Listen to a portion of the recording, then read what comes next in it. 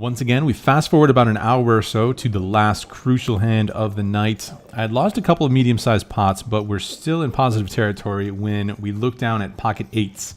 I make a standard raise to 20 and only the small blind makes the call.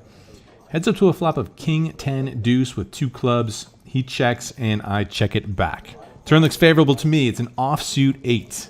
This time the small blind leads for $50, and I definitely want to raise here with several draws available and almost always the best hand. We don't block any of his calling range, so I raise it to $150. My opponent makes the call.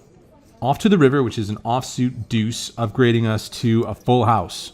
My opponent thinks for a while before leading out for $250, which is obviously a very welcome sight. He's got about $800 total, and I think the only raise size that really makes sense is to jam so that I can rep missed draws myself. I jam it all in there, and my opponent thinks for a little bit. Eventually, he makes the call, and we turn it over before my opponent turns over pocket 10s.